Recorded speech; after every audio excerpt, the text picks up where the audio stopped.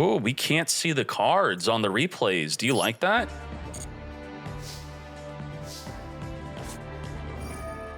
We got Yubel, of course we do. Opening up with that Spirit Gates Limited 1 in TCG. Come to me, Dark Beckoning Beast. Dark Beckoning, grabbing a Chaos Summoning Beast from our deck here. Allowing the additional summon of the D-Lotus. This is where you'd want to Ash. That's the huge Ash check. Otherwise, we have the Spirit of Yubel, which could be the Impermanence check here. Grabbing that Nightmare Pain, flip it up.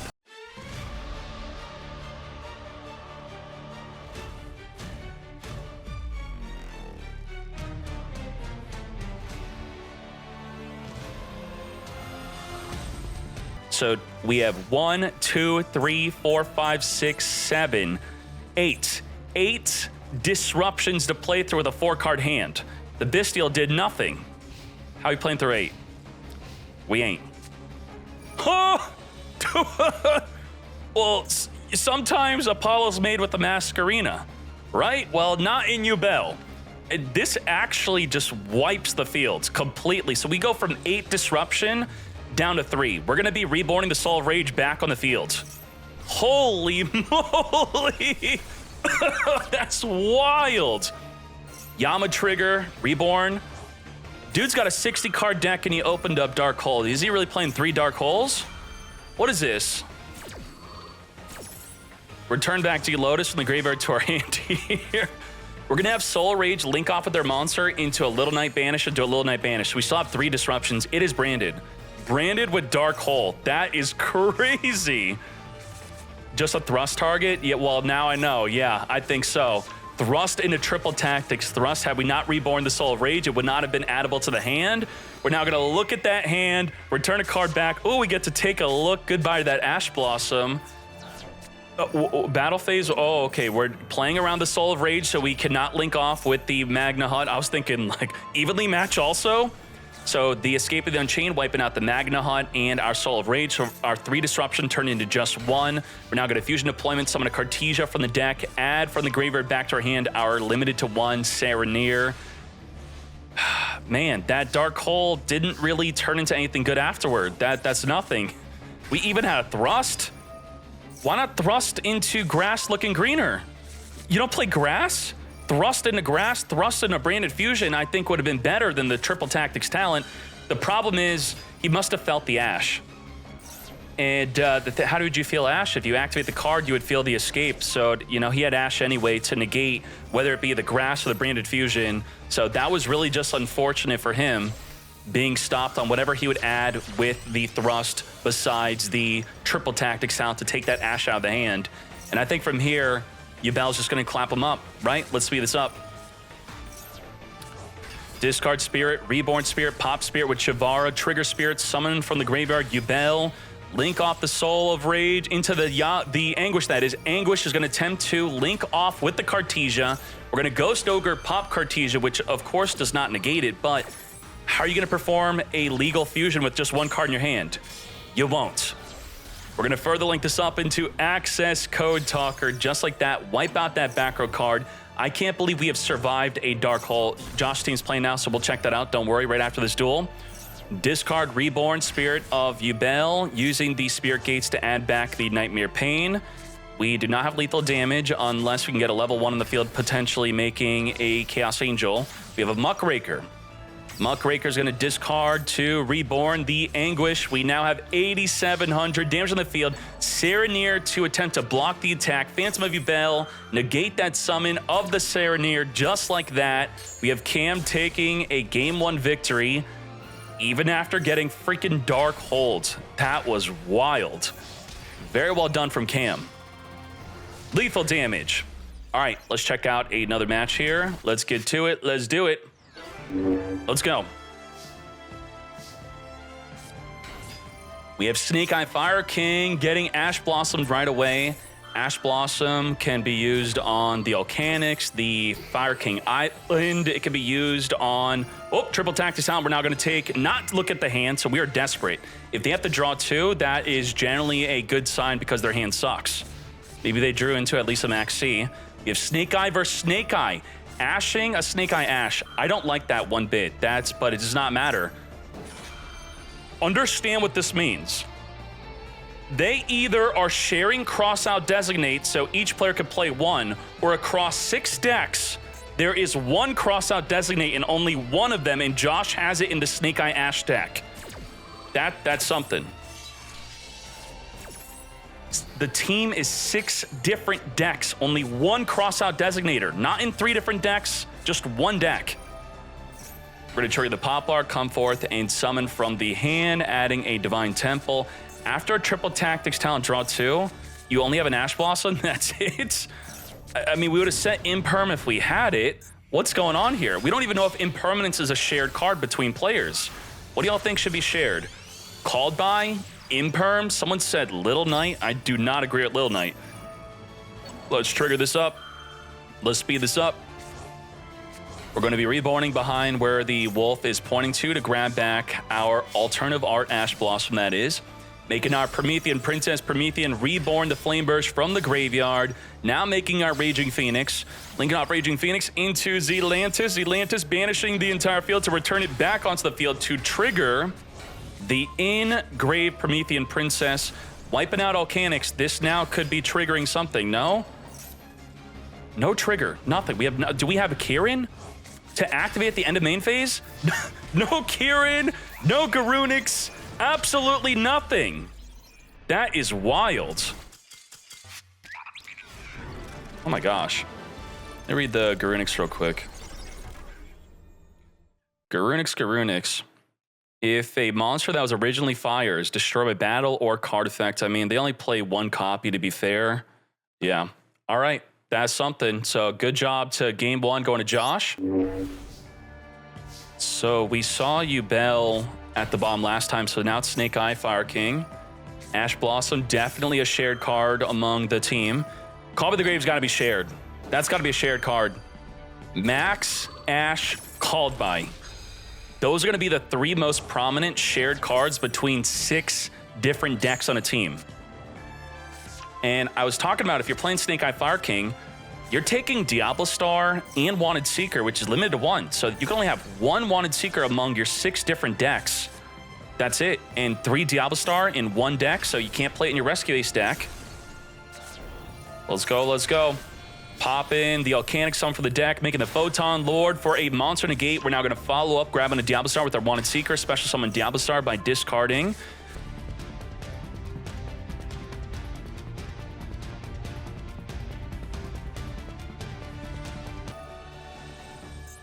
Is that's not a misclick, is it? Did we misclick? Volcanics in the back row, not Masquerena. I don't know about that. It's correct. Why would you not want Masquerena in the back row? We could Flame Burst summon the Volcanics. Okay, I guess we could Amble Whale reborn the Masquerena. So sure, that could make sense if you want to do that instead. So Amble Whale pop and then reborn, but you can't pop it with Promethean Princess. Promethean's going to lock you into fire only. So the Masquerena would not be summonable. We'll see, we'll see. Yubel. All right, sure.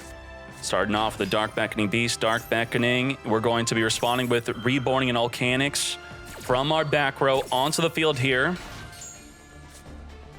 Volcanics will be destroying one other fire on the field or face up, so taking out the Amble Whale to reborn the Masquerena from the graveyard. That works. That works. Very well done. So that builds a nice little bridge to your Masquerena instead of having to use Promethean to trigger the Amble Whale. Thus, you would not be able to reborn your Masquerena. Nicely done. Little Knight on summon, banishing a card on the field, taking out the Dark Beckoning Beast. Now, the Spirit Gates is not activatable unless we have that Dark Beckoning Beast in the graveyard. So we're going to ensure that we get it in the graveyard by popping it with Shavara, but we're going to Photon Lord negate the Shavara. So we used up our normal summon, and we don't have a monster in the graveyard to discard with our Spirit Gates. Think of this. We have a D-Lotus in our hand, and we can't summon it. There's no way. We can't get that D-Lotus out. We can't discard it with Spirit Gates. We can't normal summon it. So if you deal with their normal summon and ensure that the Dark Beckoning does not go to the graveyard, it's a really good way to counter Yubel. I mean, this is easy win. That's it. Nightmare Pain. Oh boy. Hard drew the Nightmare Pain. We're going to pop it on the activation of the effect, not the activation of the card, thus using the hard once return effect of trying to pop a card from the hand to get it in the graveyard, which would then make the Spirit Gates activatable. Damn. All right, that game's over. So that was cool. I did like the Alcanix play. Reborn it with the Flame Burst to pop the Ambler Whale. Diablo Star is here. We have the Arvata and Photon Lord for monster negating. Nothing is going to stop this. And lethal damage of Photon Lord. Good job. That's 2-0 for the team. 2-0, set 1, they win. So the team that just won is, let me hide this, make sure nothing gets spoiled.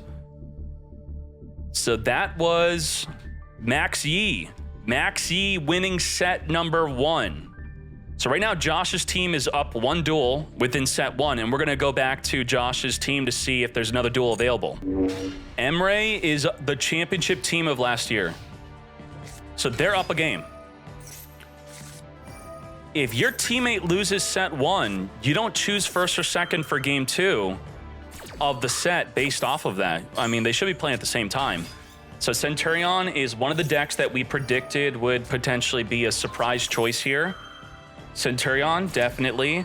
Everything above Centurion was probably a better choice. Negating the Primera from grabbing from the deck. That's one of the few moments where you could actually use your Ash Blossom. So since we Veilored instead of Ash Blossoming, I would say that's a good Ash check that they don't have it. Got the stand-up Centurion, activate, and not discarding. Okay, so we're going to go Trudea into the Primera to perform our Synchro Summon. So we're like another Yubel. Holy moly, I swear it's limited between the 6 teams. We just keep on seeing it. Spirit Gate. There should only be 1 Yubel deck among 6 different decks on a team. Can Centurion beat Yubel? Probably not. So what's going to happen here is he wants to be summoning the level 12. But there's no good time to Legacia. On special summon, draw a card and destroy the monster your opponent controls with the highest attack if tied. Well, the Phantom of Yubel will already negate that. I don't know if we have a Phalanx in the back row. Probably not. Maybe we'd want to activate Trudea, chain the Phalanx, banish the Phantom of Yubel on the activation, and then that could go through. That would be an idea. That is something. Could he chain link block? If he has the Centurion Bonds in the graveyard, that would be a chain link block, but we don't have that. Or if he had the Gargoyle. Gargoyle's a chain link block. The Centurion Bonds a chain link block. We are desperate. This is not looking good. We don't have any real big plays here. We're just flailing. All right, banish on the graveyard, Spirit of Yubel. This is a Chaos Angel, actually. We're going to be able to banish a card in the field. But, okay, Serenir Chainlink blocked the Chaos Angel from being negated by the Phantom of Yubel. Yes.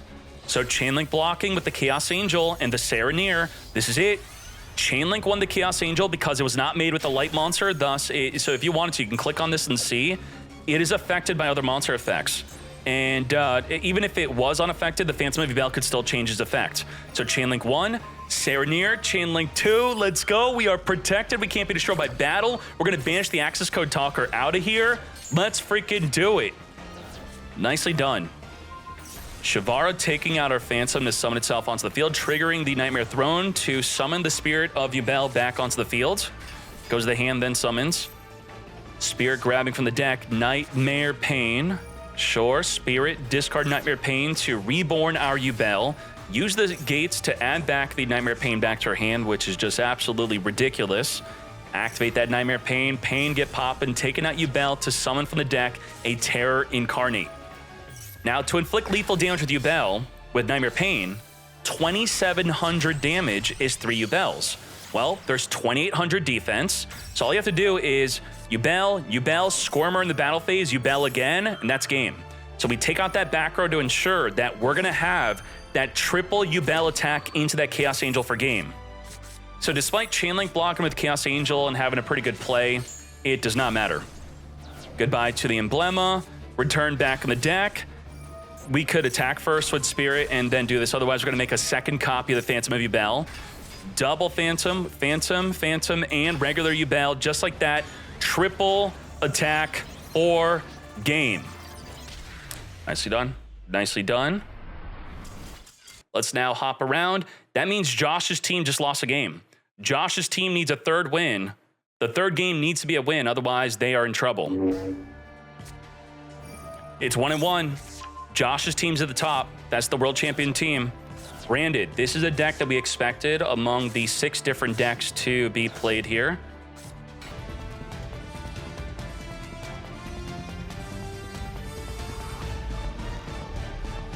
And what do we have? We have our non-target monster banish. We have negates every other card on the field.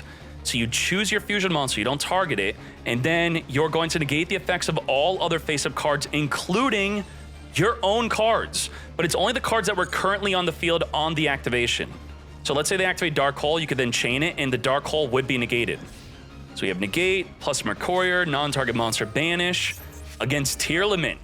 Tearlament is a good deck, definitely to be playing in today's event among your 6 different decks.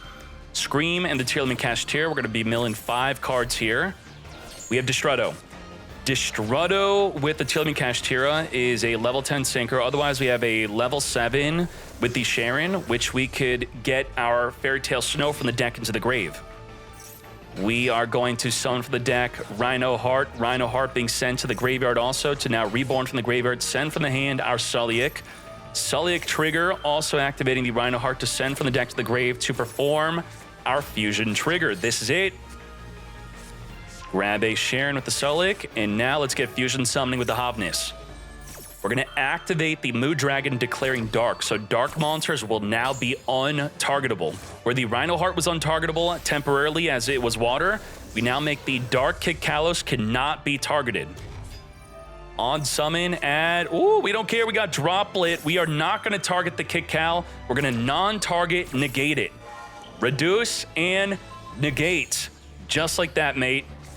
What else do we have here? Destrudo, Reborn. This could be a Psychic End Punisher. It's going to become level 3. Psychic End Punisher could banish a card in the field. It's going to get super boosted if that's what we even wanted to do. We do not want them to do that. So we're going to get rid of that Destrudo right then and there as we follow up with Little Knight. Little Knight on summon will be banishing a card in the field. But we have our Brightest Blazing Branded King to negate everything on the field except the Mirror Jade. Now, has the Sharon performed its fusion summon yet? If this card sets the graveyard, it did. It says it right here, yeah? It says it's been activated, so otherwise we would detach it with the Time Thief Redoer to perform our fusion summon. So we're now making a Baguska instead.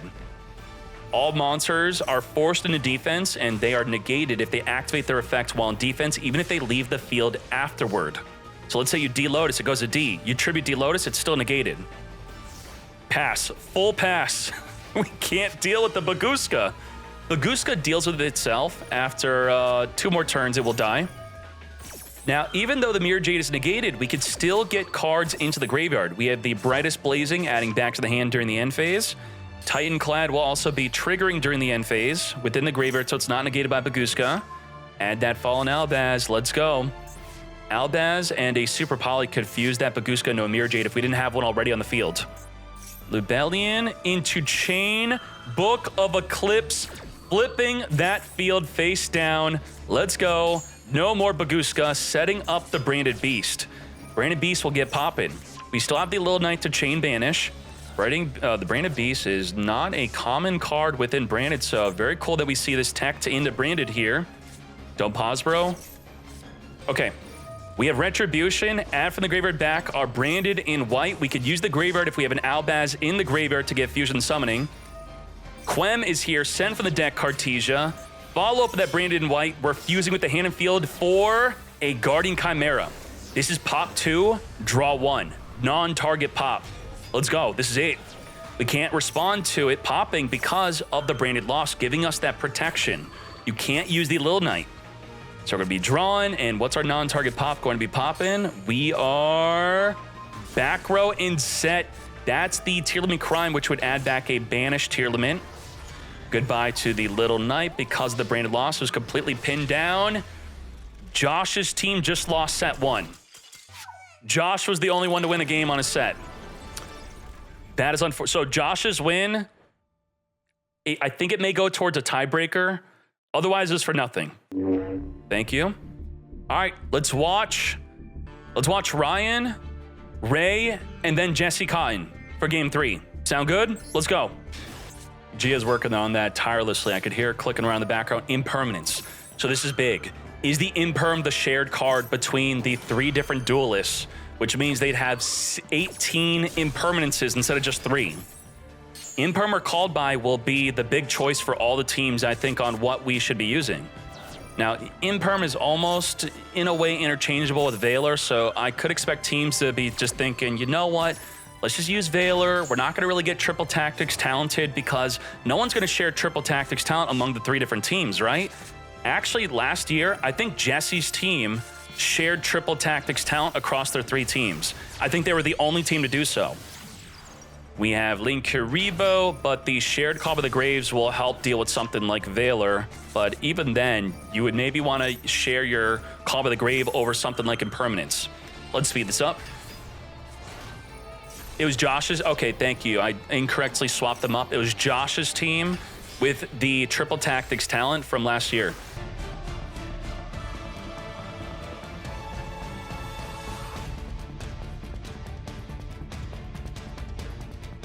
We have 2 on the Apollo. Masquerena will be another 2 into Little Knight plus a Banish.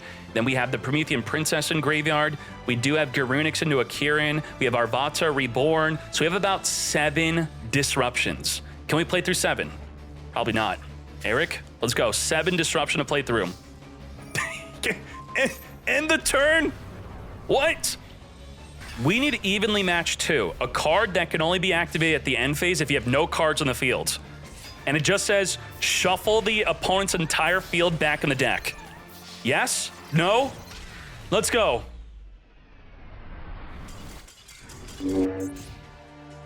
Ray, hopefully we don't see Sky Striker here. Okay, we have Yubel. Let's start this off. Nightmare Throne. Into now, we're going to use the Maxi, playing around a Gamma. Gamma's definitely not going to be shared among the 6 different decks, so is it correct to even play around Gamma? I guess the Yubel player would be the one out of all of them to be playing the Gamma. Ash onto the D. Lotus summoned for the deck. That is devastating. So he first played around the Gamma to then play right into it, and it completely ended Yubel's turn. Very well done. We also got to eat their Ash. Where's the diversity of decks? We're supposed to be playing 6 different decks. Just Snake Eye, Fire King, and Yubel is all we're seeing. Now we're going to be activating our Maxi, and just like that, Call by the Grave, finger the Maxi. Oh boy. Well, I think Ben Kwan just completely outplayed Ray, if that's what you would call this. Let's speed this up. Original Sinful, send Diablo Star into the Ash. Ash, add a Ponix. We have our open normal summon. Ponix adding a Sanctuary. For set 2, there should be no Yubel and no Snake Eye Fire King. What's the rule on your 2 decks, actually? Do you have to even play both of your 2 decks? When I played, you had to win with all of your different decks. I think you don't have to play your other deck. There's a bunch of no's. I don't know. What is that? It's optional to play your second deck? You don't have... It's optional. Should it be optional? Would it be better if it were enforced to play your second deck? Because otherwise, we're going to see Snake Eye and Yubel all day. Let's go. Jesse did play Droplet into the Impermanence column last year. Just don't ever forget that. Terror Top, come to us. Take Tomborg, special summon into Cherubini. What is this? What? Okay, Adventure Engine? Are we playing Phantom Knight? What? Okay. Banish the Enchantress, grabbing the Rite of Erismere. Where are we going here? Rite of Erismere, set up the Faithful Adventure and a token. Hero Kid, it's Sprite? This has got to be Sprite then. Yeah?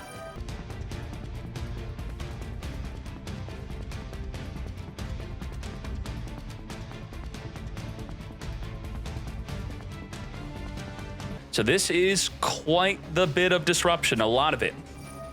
King Sark? Jesse's playing Tearlament, huh?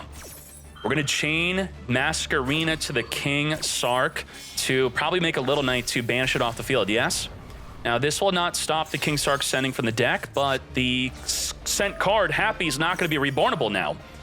Now, we discarded from the hand our Rainbow Bridge, which will be grabbing our field spell, actually grabbing nothing, because we're going to negate it with the carry. Negate the field spell search, Goodbye to the King Sark, so Happy's not rebornable. We have not committed to our normal summon yet. We still have our Omni Negate with the Griffin. Mudora. Mudora's going to disrupt the Sprite Elf, so maybe we wanted to chain the Elf on the activation of the Foolish Burial, but now it's too late. We have the I'm Seti discarding the Triva Karma, which will be another way to grab the field spell. Negate the I'm Seti, which we're not able to grab a King Sark plus draw a card, which is quite a big deal. Being able to negate the I'm Seti with something like an Ash Blossom. We now have that tier limit field spell plus the triple tactics talent. That's all we have left. I don't know what's in the back row here. Let's see. Tier limit field spell, grabbing a Sharon, which could discard a monster to summon and mill 3.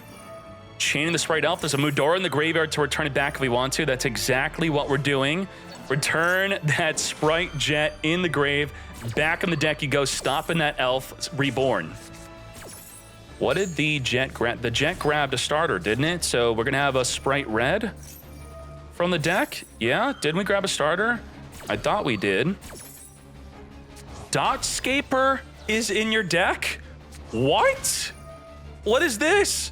Dotscaper and tier limit. We have Imperm onto the Rhino Heart. We can make a Time Thief Redoer with the Sharon to still trigger a Fusion Summon and trigger the field spell to pop a card in the field. Lingariba will negate another Impermanence. Okay, first we're battling, because we're quite large, so we don't want to make the Time Thief Redoer yet. Now, we're whipping out that Redoer. It's time to get redoing. Detach the Sharon by card effect, triggering the Fusion, triggering the field spell, pop a card on the field protected from impermanence. What's the biggest out to a Kit Kalos? Imperm. What's an out to Imperm?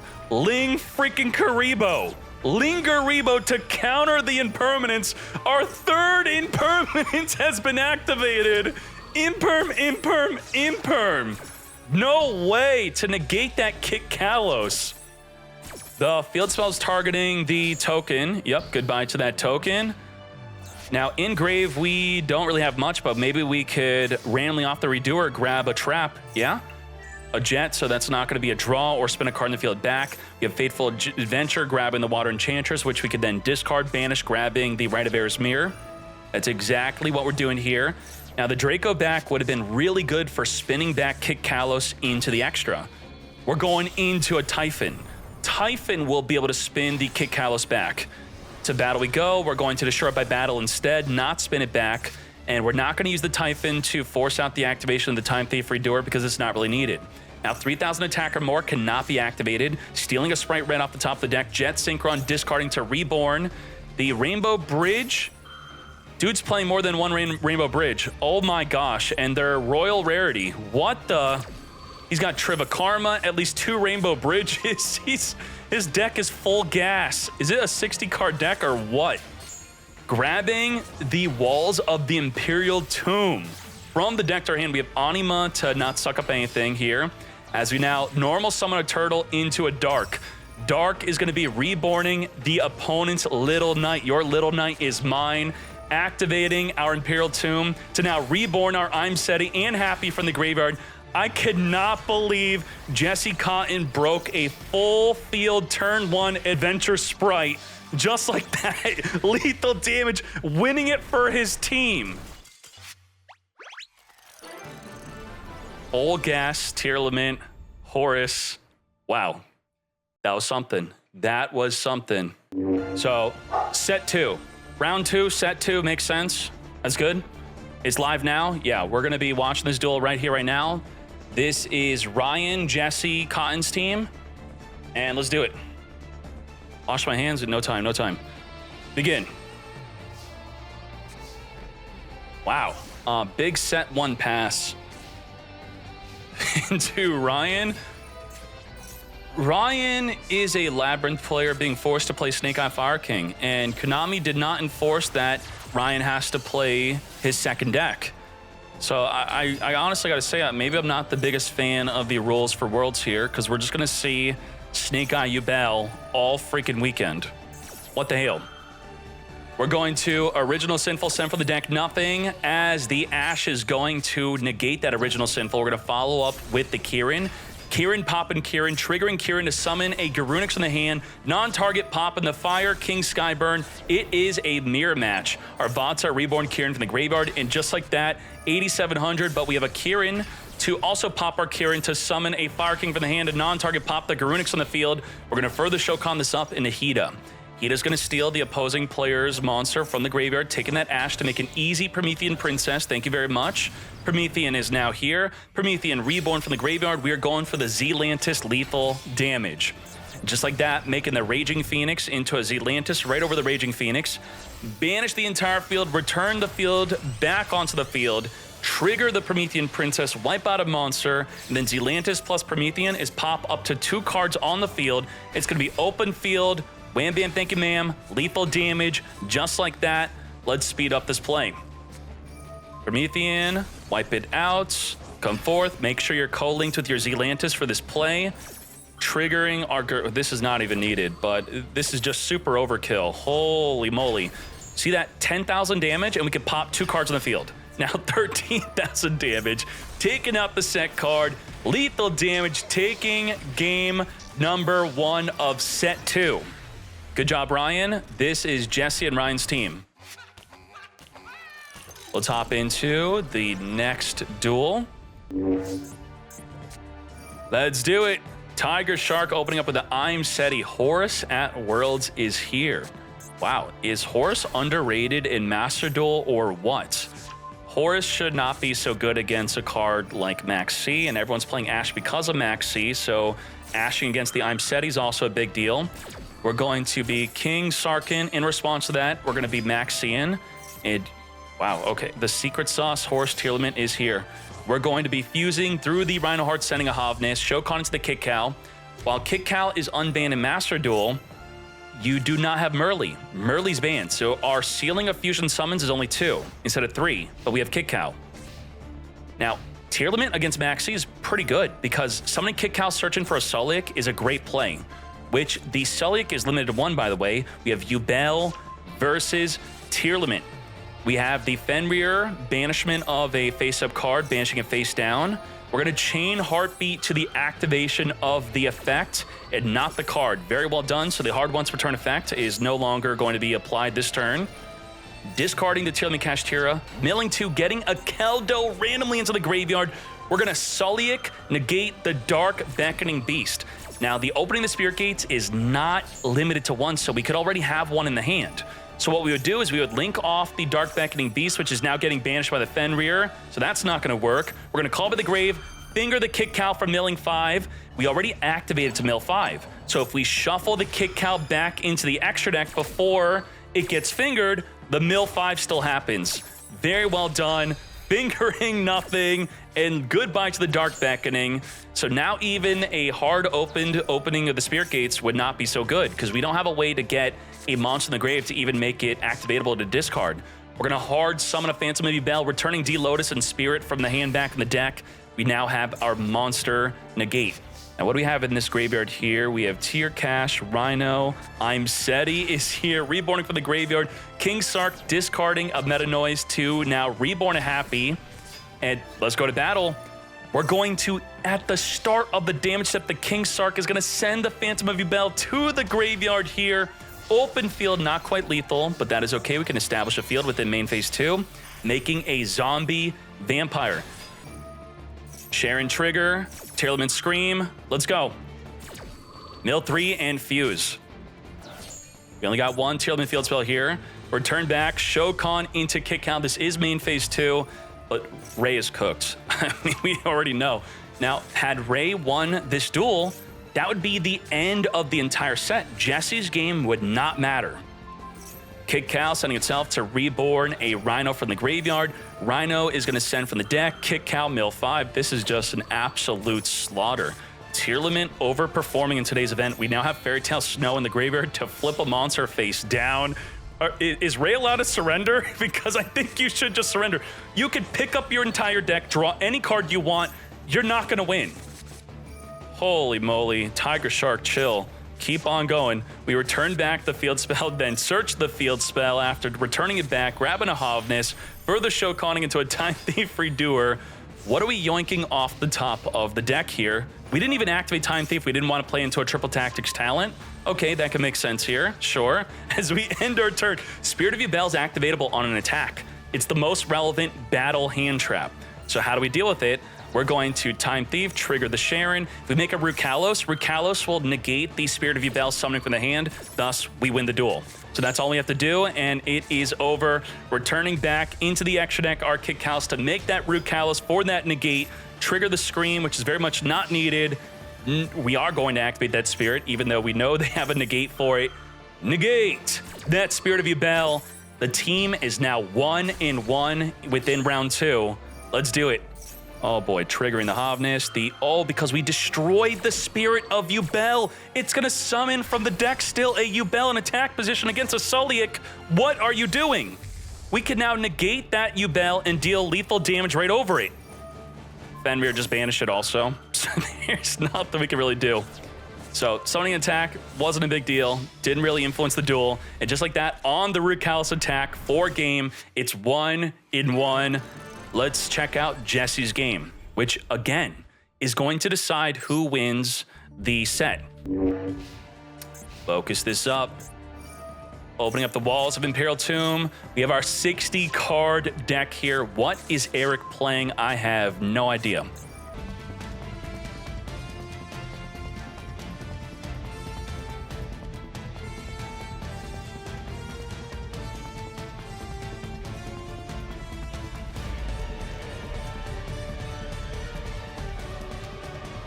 Now, what are our disruptions here? We have Baron de Fleur, Omni Negate, and in the graveyard, we have a Fairy Tale Snow, which will not only flip a monster face down, but also it will trigger the Scream to mill an additional 3 to maybe trigger a Fusion Summon. Let's go. What do we have? Pot of Extravagance. This could be a Voiceless Voice deck, right? We're going to Baron de Fleur negate the draw 2. So maybe we could follow up with a triple tactics talent. Are we going to see a low getting low? It is Voiceless Voice, as I predicted. We're going to grab a ritual spell plus a monster here. Now, Voiceless Voice is all about becoming untargetable from that Fairy Tale Snow. So how are we going to do it? So what you would have to do here is... okay, so right now we are protected. If you chain Fairy Tale Snow, you're chaining to the Skull Guardian, being Chainlink 1, Chainlink 2, and also, it'd actually be Chainlink 3 because the low is going to reborn. So low will activate, then the Fairy Tale Snow will activate as the higher Chainlink, which the Skull Guardian can now negate, but you could actually Chainlink block it with your Scream. So we could have Fairy Tale Snow, and then Scream to Chainlink block the Snow from being negated by the Skull Guardian, all before we get the targeting protection from that Fairy Tale Snow. Are we doing it? Are we doing it? Are we chaining Fairy Tale Snow right now? It's happening. It's happening. The Chainlink block is happening.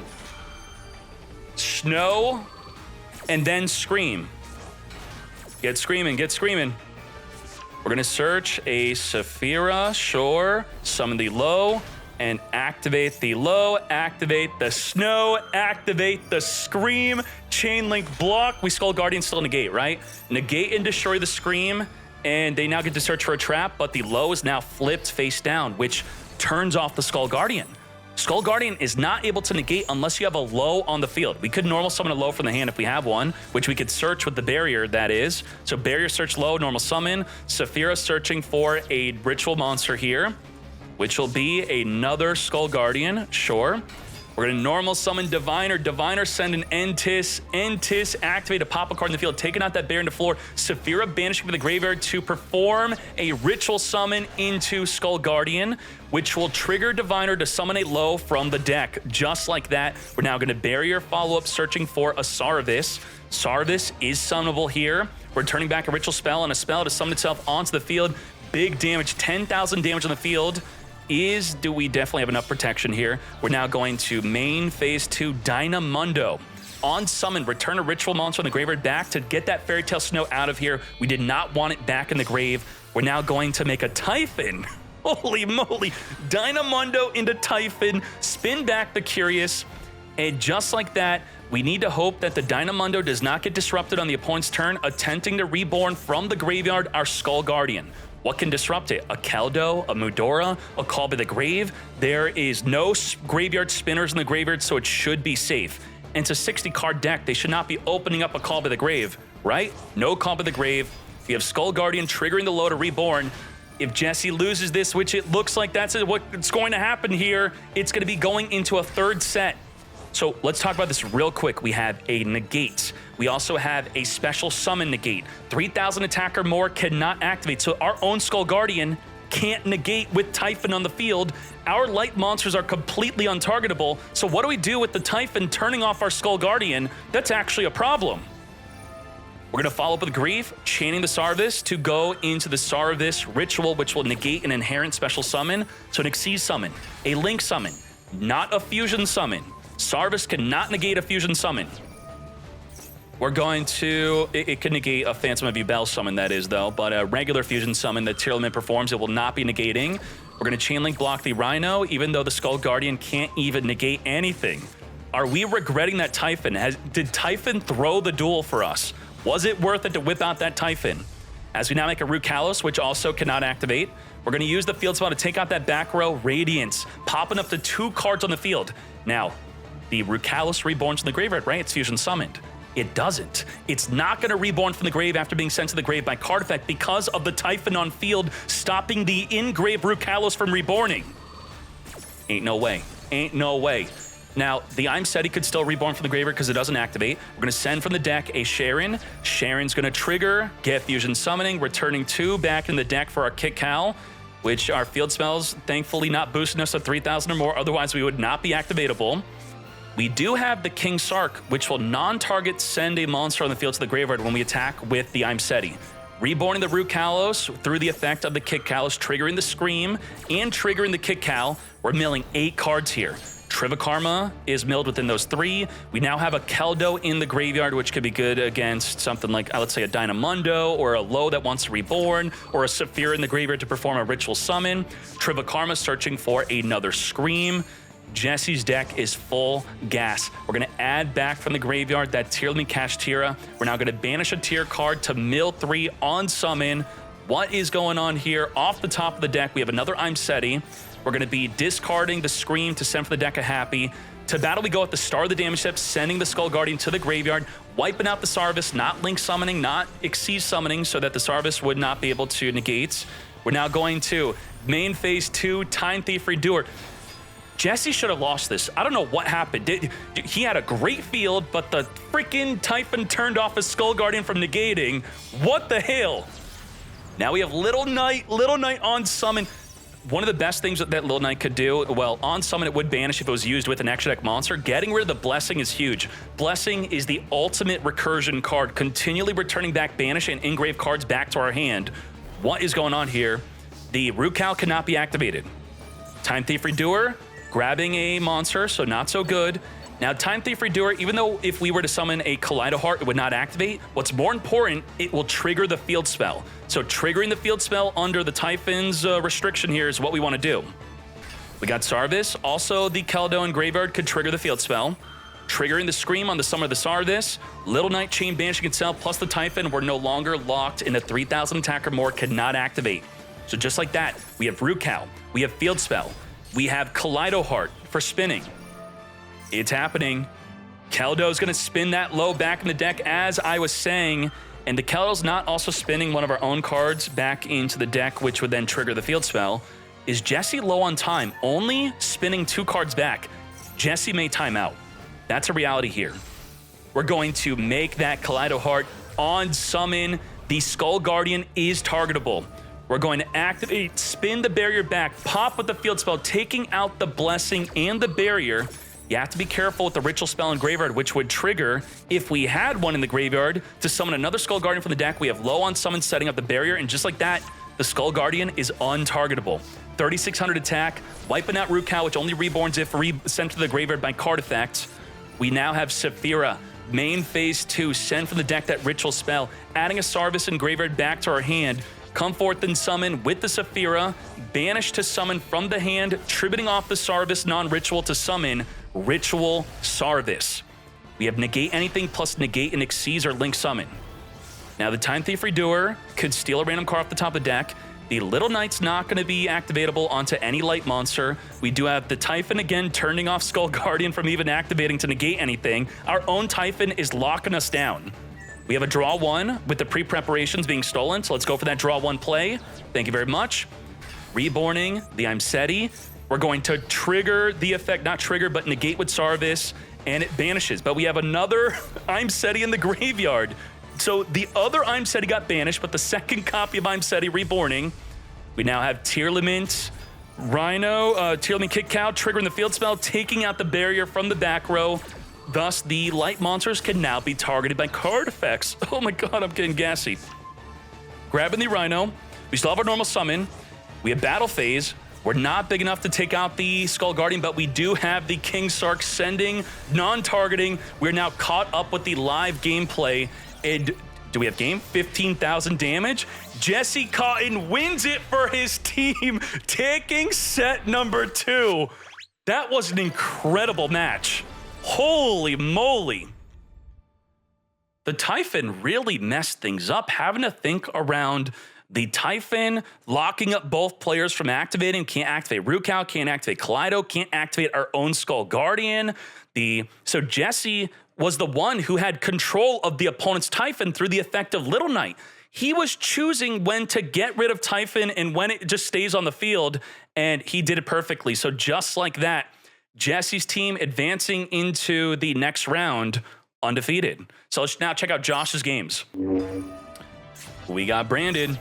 On summon, discard the Druid Swarm to grab a Brain Infusion from the deck. We're going to hard activate that Brain Infusion. Josh, with no Ash Blossom in sight, where the hell is it? Maybe we have Imperm or Valor for Albion, potentially. Nope, we got nothing. As we go into our Lubillion Searing Dragon, since it looks like we have no disruption, let's speed this up.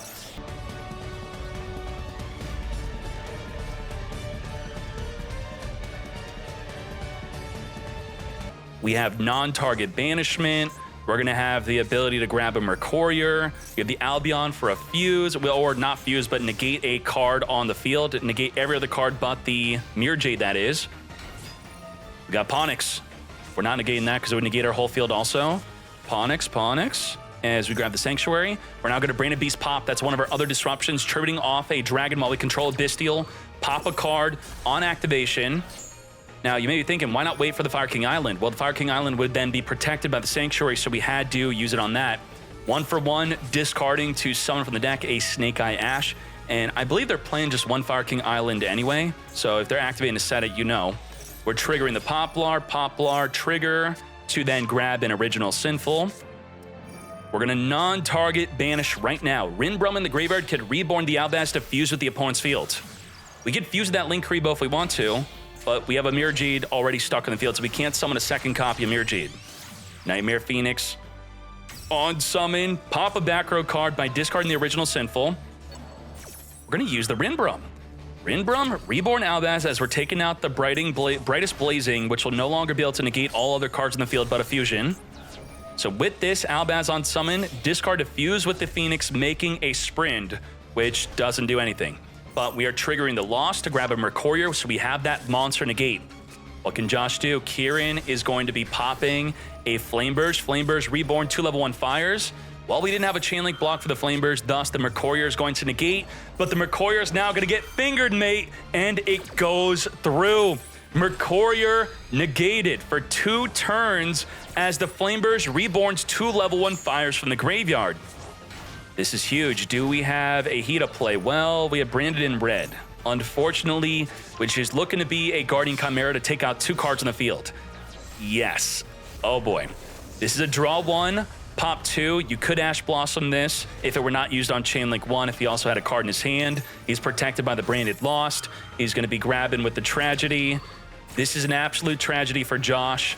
It's not best of 3 duels. If Josh loses, that's it. It's up to the teammates to win.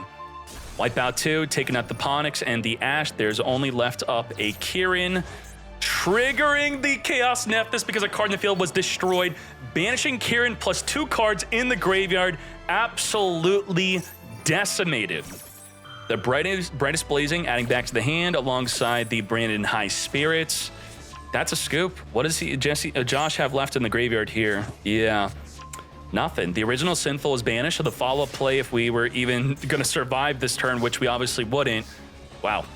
Branded taking a duel off of Josh here. Let's hop into another duel from Josh's team. Begin.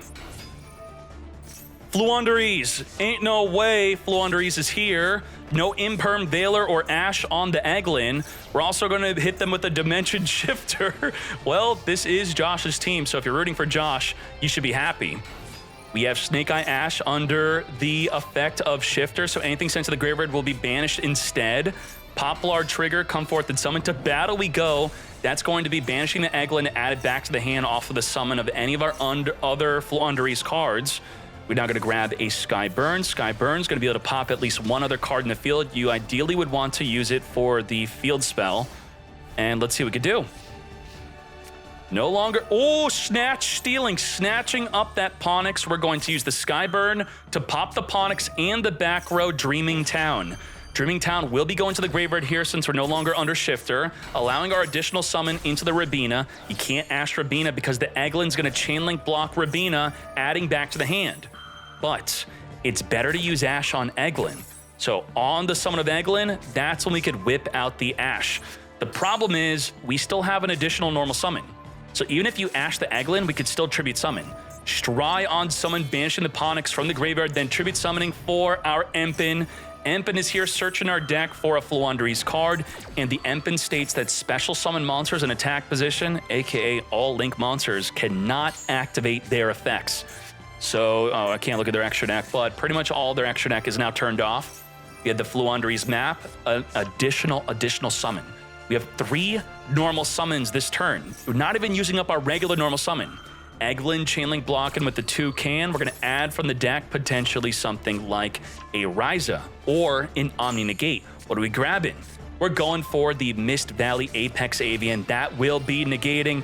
Toucan adding back a banished card to then on resolution summon that Apex Avian. We're not ready to negate anything. We have a Floodgate plus an Omni Negate. Let's go. So for our first turn, we were under Shifter. Couldn't make any plays. For our next turn, Floodgate plus Apex Avian. What do? If we normal summon, that will trigger the field spell to go into a Ryza to spin cards in our field back in the deck. So we're going to special summon, which will not trigger the field spell. We got to summon into defense here, otherwise the Empen would stop us from activating. Poplar Trigger, equip itself into the back row. Let's go. And let's on the resolution, setting up the Wanted Seeker. We're going to Original Sinful, send to summon from the deck nothing as the Apex Avian negates. Now, the Apex Avian is not a hard once per turn negate. If we normal summon, we could summon the Apex Avian back in the field like so, trigger the field spell. Apex Avian will be able to negate again unless we want to go into Ryza. So this is it. What do? Stry on summon's going to banish from either graveyard, and it has to banish. So if you have a way to stop its banishment, you don't gain that additional summon. Grabbing that Eglin, which will be searching the deck for a Ryza here. Speed this up, grab the Eglin, goodbye from the graveyard. Eglin is here, Eglin on summon, Chainlink blocking with the Toucan. Can't Ash the Eglin because of that Chainlink block. That's a big deal. You always want to be blocking your Fluunderies cards that are Ashable. As we then grab that Ryza, but again, maybe we're going to summon Apex Avian again. Apex Avian for the second negate is here. We're going to flip the entire field face down through the effect of the Dreaming Town. Dreaming Town, get flipping. Diablo and Ponix are not going to be able to be flipping back up again this turn. So what do? Our normal summon's been used. We summoned Diablo. We still have Fire King Sanctuary, which we do not actually because we're going to negate the activation of the card from the hand. So you would maybe want to negate the hard once return effect, right? Yeah. The other effect that you'd want to do, or no, it's on activation to play the field spell, so that was correct. That is fine. We're going to be using the map to banish from the deck an Unexplored Winds and then add it back with the Toucan. Since we didn't use up our regular normal summon, we could then, in an open game state, activate that Unexplored Winds and then start tributing over the opponent's cards for our tribute summons. Now, it's not considered a tribute. It is sent instead of being tributed, which does matter for triggering something like a Dreaming Town. And also for the Rise of Monarchs, not going to be able to spin an additional card in the field, but in this instance, it was able to. And just like that, 5,500 damage for game. Josh's team is now 1-1 for set 2. They did lose set 1, though. Let's keep on going. Uh-oh, turn 1, Yubel, and it's 1-1. Just like that, I don't see any disruptions. The Ash check on D Lotus, the Imperm check onto Spirit of Yubel. like we would have max seed by now. We got no Ash, no max, no imperm, full turn 1 combo from Yubel, which is going to be about 8 disruptions. Let's speed this up. Not good, not good. It's all counting on this. Now, remember that Quantal is being coached by everyone on the team. All 3 team members could talk out plays, and they're probably just saying, we're screwed. We have 3 monster negates plus 4 plus the Phantom of Yubel. Pop the Spirit Summon Shavara. Spirit Summon a Yubel from the deck. Link it up into Soul of Rage. Shavara set up an escape from the deck. So what are our disruptions? We have 3, 4, 5, 6, 7, 8. 8 disruptions plus versus a 6-card hand. So you could just say yes to every single activation and just win without even thinking. Rhino, we didn't say yes to Apollo or Phantom of Yubel. That's interesting. We're going to negate the Tier Limit Kashtira from milling just 2 cards. We don't want any random mills that we have to deal with. To battle phase, you have to attack in a Phantom. We can't swing into anything else otherwise, and I mean, that's the end of our turn. Oh my gosh, escape in the end phase, taking out that back row, Tier Limit Crime, triggering the Yama, reborn back from the graveyard, our Soul of Rage, as the Soul of Rage adds the Spirit of Yubel in the grave back to our hand. I guess we could cope on Havnis, but Havnis will get negated by Apollo or Phantom of Yubel. There's a situation where Yubel's not going to be able to lethal damage, and Quantal may have another turn. Nightmare Pain, Pop and Spirit, adding a D-Lotus. Trigger the Spirit, summon a Yubel onto the field. Normal D-Lotus, summon from the deck a Spirit. We're going to link this off into Soul of Anguish. Soul of Anguish, link off with the Rhino Heart. By the way, if you link off of the Tier Limit using the Anguish or the Soul of Rage, does it trigger in the graveyard? No. It's an effect to special summon, but it's not sent to the graveyard by card effect. We have Axis Code Talker, but boost up 6,900 damage. Well, that is more than enough for lethal already. We got it, because the Rhino Heart had to attack into the Phantom of Yubel on the previous turn. Are we ready for lethal damage yet? Yes, we are. 8,900. Josh's team is down 1. That's it. They're down. They're an entire loss for round 1. Jesse's team is up 1. Maxi in the draw phase, absolutely disrespecting Gamma, no F's given. We're going to Diviner Send from the extra deck a Herald of Arclight, triggering it to grab a Prayers of the Voiceless from the deck. Come to me, activate the prayers, follow up, tributing off the Skull Guardian to summon a Skull Guardian. Skull Guardian for Skull Guardian. We already used up our normal summon, and we have no low on the field in sight. What are we going to do here? The Skull Guardian can't negate unless we have a low on field. We're going to Saphira send a ritual spell to grab from the deck our Pendulum Graph Dragon. We're now going to be returning from the graveyard back of the deck to summon our Sarvis. God, I mean, this sucks. What do we have here? We have a special summon negate. We don't have anything else. That's it. A special summon negate against Purely. And you can't negate the Purely XC summons. So the Sarvis ritual does nothing. What could it even stop? A Link summon? It could stop an X Purely Nor, actually. An X Purely Nor would be negatable, yes. But the other summons would not be. And he's keeping the Sarvis on field. He's not chaining to any of the effects. We're going to set up the Purely Street, making our special summon Purely's untargetable. We're going to be equipping from the graveyard the Happy Memory going into E Purely Happiness, which will be attacking up to 4 times in a single turn. We have regular Purely going into another Happiness. Okay. So we have 4 attacks plus 6 attacks. Well, 3 attacks plus 2 attacks. Sleepy Memory, Chain Link block on the Sleepy Memory from equipping onto the E Purely Happiness. Makes sense, sure. To now summon the Sarvis. We're swinging in. We're not going to take battle damage, but by being destroyed, that will trigger the My Friend Purely, the Purely Street, and the Purely Happiness to search our deck for a Delicious Memory. With Delicious, we're going to make the Diviner indestructible by battle, and then we have lethal damage. Did we not grab Delicious?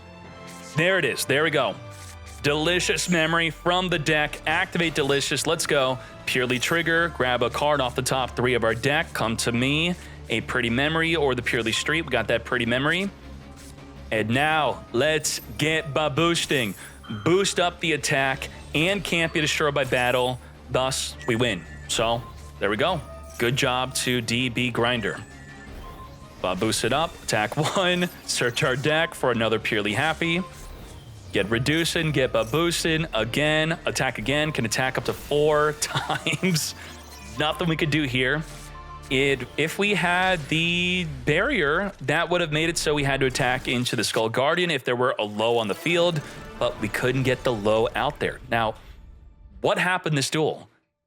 Max C.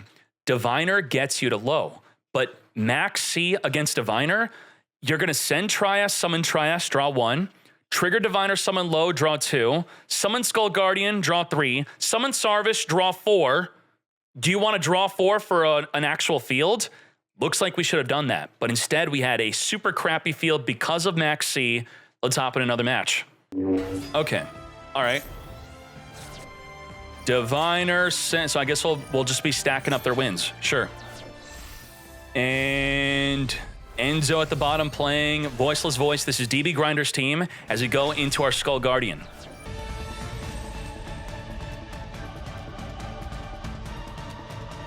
What's crazy about the Sarvis, after it negates a summon, it returns back to the hand. Then let's say the opponent summons a monster, that will trigger the Blessing to resummon Sarvis back in the field to negate another summon. So with the Blessing, the Sarvis is a double disruption, plus the Skull Guardian is negate anything, and we got a whopping triple disruption. Let's go. Wait, the Trias in the graveyard's also disruption. We tribute off 2 fairies, that's gonna pop 1 card the opponent controls. We probably won't do that, but maybe we will. Evenly match into the Skull Guardian, negate. So we have about 3 more disruptions left, with the 3rd one being super conditional. Oh, just like that, back-to-back, evenly match, banishing everything but the Sarvis. Can Sarvis negate a fusion summon? No. So Sarvis against Branded is absolutely garbage. It could have negated Anaconda, though. That is what it could have done, but we took control of the Sarvis to make the Anaconda. Damn. And the banished face down cards are gone for good. So what did we lose face down? 2 of our lows are now banished face down, I believe. Are we locking up with Jaugen? Yes, we freaking are. Ain't no way. We are going to Gamma onto the Albion during the end phase. The Albion Sanctifier cannot be fused with, so you can't super poly. Can't be impermanenced, but can get gammaed. So good thing we didn't draw phase the Jaugen play. We waited for the end phase just to get destroyed. All is well. Let's keep on going. We're going to Albion Shrouded, send from the Dkayed Retribution, add from the graveyard back to our hand, come back Branded Fusion, which we sent from the deck to the grave through the Anaconda. What are we even thinking here? Let's keep on going. Albion Branded Dragon. Gia, what's a good way to count up the wins beyond 3? I can only go up to 2. Gia? You think you could Photoshop me more win buttons? So, because it will at least be usable tomorrow. You see the on screen? Do you see on screen the 0 at the top and the 1 at the bottom? I need a 3 and a 4 and a 5 for both colors. It could look super jank, it could look garbage, but I think that'd be cool to have, yeah? So if you want to screenshot the screen, grab it, and then we'll have a better counter.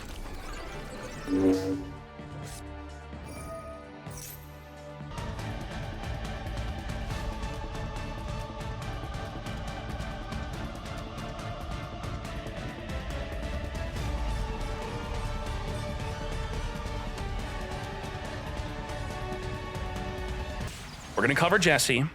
We're going to cover Josh. Should we cover DB Grinder or cover someone else?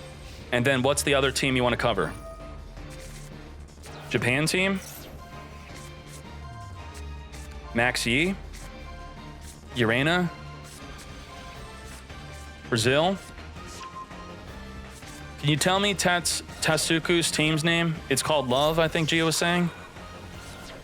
Because we're watching it right now, right? All of them? Well, we'll try to cover the best we can. We'll try to cover as much as we can. It's called Team 7. Team 7 is the other one, maybe. Heroes Future. Okay. It's Hero's Future? Okay. I don't see anyone saying DB Grinder, so I guess you don't care about that. All right, we'll finish up this match, then we're going to go into round 2.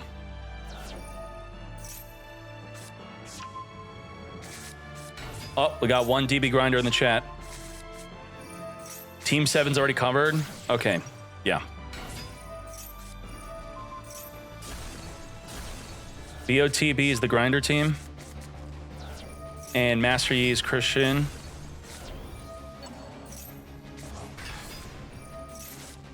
BOTB. And Josh's team is Snipe Hunter.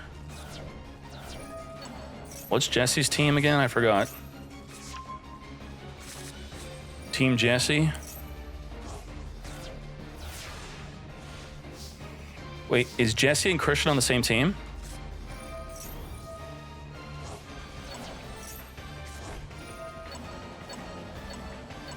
Okay. Let's go. The official Yu-Gi-Oh! The official Yu-Gi-Oh! Is actually garbage. It's really bad. They watch one match and then they ride on their little glider outside. They show you the town for 10 minutes and then they come back for one match, and it's...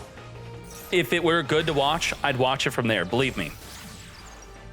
Ida, let's go. Trigger the Preventer, Reborn the Turbulence, back onto the field. Turbulence setting up to 4 cards from the deck.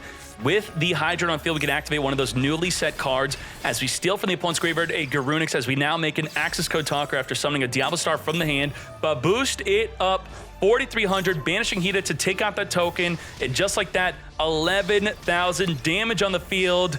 Finish him. Now, let's hop into round 2 of the live duels here so we can have some good live coverage, and let's be up to date and caught up. I'm going to be tracking the numbers at the bottom and top better for both teams. Gia's working on the Photoshop for that right now, because this is what it looks like. The first team to 5 wins Beset. That's it. They win the whole thing. This is round 2, round 2. Let me change that up on the screen. We're at round 2. First to 5 points wins. 0-0. The Brazil team's called Brazil? Okay, thank you. Team Josh at the bottom, Enzo at the top, starting off with Voiceless Voice plays. We have Saphira searching our deck after we send a ritual spell from the deck to the grave, grabbing a Harvest ending. This is not a standard turn 1 Voiceless. Looking in the graveyard, I don't see Maxi, I don't see anything. What the brick is this? That's absolutely horrid. Quantal surely should be taking advantage of that bad turn 1. We have King Sark activating, discarding Destrudo to send an I'm Seti from the deck to the grave, reborning that I'm Seti onto the field. King Sark discarding a droplet to send a Happy. Happy reborn itself onto the field. We're going to normal summon the Rhino Heart, send from the deck nothing as the Imperm negates the Rhino, not waiting for a Kick Kalos summon. Negate. Now, what do we have from here? Only 6,900. We're going to reborn Destrudo from the graveyard, turning it into a level 3. We're now making a Psychic End Punisher. Now, Psychic End Punisher is unaffected from all card effects, and at the start of the battle phase will become 7,500, and we could banish a card on the field. We could send it to the graveyard, that is, and then it would become 8,500. So this is game. We could banish Rhino, send the back row, attack for game. We're going to use the Radiance. 2, return a ritual back to summon a low. Low on summon, setting up into the back row, a Blessing. Well, let's get boosting, wiping out the low. Open field, lethal damage. What did Enzo try to accomplish there? By summoning a low, setting up a Blessing, Enzo's saying, please summon. If you were to summon in any way whatsoever, that would trigger the Blessing to tribute the low to summon a ritual from the hand, which would then trigger the lows to summon onto the field. And guess what? The Blessing, ritual summoned monster, can't be destroyed by battle. So it would completely wall off everything in the battle phase had we not had the King Sark to also send to the graveyard at the start of the damage step. So we actually had an out to being indestructible by battle. So Quantal, Team Josh up a game. Let's go into the next duel. Begin. Thank you, D-Mob. Appreciate you. We got purely let's get impermanenced. Negate, that is our shared card across the 3 teams.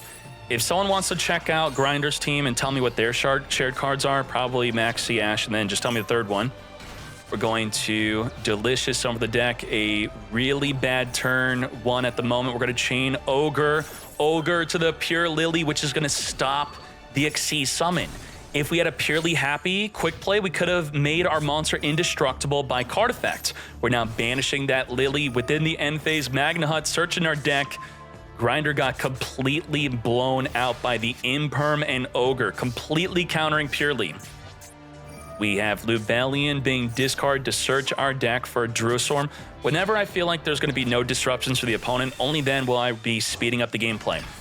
We're going to summon a Lubellion setting up the Regained. It is Centurion. Centurion field spell, discard Gargoyle, set up a Primera special summon, searching for a Centurion Bonds.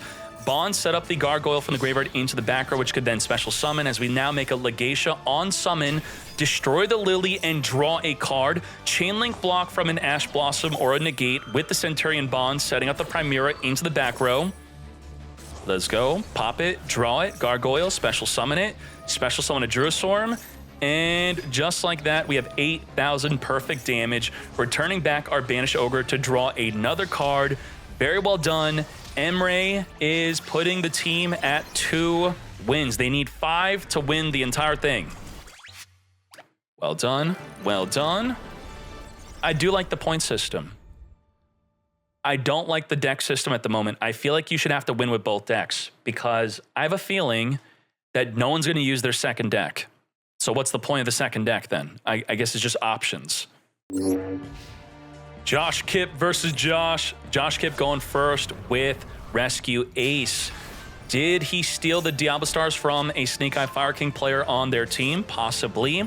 We're now activating that Maxi. Can't chain it to the Diablo Star because it doesn't activate to its summon. Now going to prevent her banish even under that Maxi. Further Shokaning into a Little Knight. Are we ending our turn here? No. Preventor's going to summon a Turbulence. And now this is the moment where Josh does play Imperm across all the different decks because that's one of their shared cards. Imperm onto this would be stopped by Little Knight. And even if we Imperm it early, they're going to have the Promethean Princess, which is another draw. Reborn it, which is another draw. So even if we dodge the Imperm, it's not a good play. Veiler early, we could go right into it. Promethean into Reborn. Oh my gosh, we're going to draw so many cards. Promethean, draw again. Reborn Turbulence. And by that time, we should have another Imperm or Veiler. We don't. Wow, 8 cards in the hand. We did not draw into our Imperm or our other Veiler. Setting up the 4 back row cards, which will turn into 3 Disruption. And we're still linking. Ain't no way. 9 cards in the hand. So we have about 4 Disruption. We have Flip Face Down. We have Promethean Princess. We have Destroy. We have Negate. Can we play through 4 Disruptions? Emergency into an Ash. Negate. Chain Rescue to Reborn our Turbulence from the graveyard. Call by the Grave. Finger. I mean, bro, I had 10 cards in my hand. I'm going to have the out. Of course I have the out. Turbulence negated for 2 turns now. Now, among the 4 disruptions, we probably are not going to have a Preventer play now, so we're probably down to 3 disruption. So I'll count it as 3. We're going to Diablo Star, set up the original Sinful, normal summon the Ponix, grab from the deck a Sanctuary, come to me, Sanctuary, set up the Field Spell, get pop and pop the fire, grab a Kirin, sure, trigger the Garunix we already had in the hand to summon, Garunix pop from the deck, a Kirin summon a Fire King from the hand or graveyard, which will non-target pop a card on the field. So because why would we wanted Seeker before a non-target pop? You want your Extinguish or Contain to be destroyed? We're going for the monster, not the back row. So we're stopping the ability to even summon. I mean, they can't even get a Rescue Ace in the field. They now can't trigger Promethean. There's no fire monster to destroy.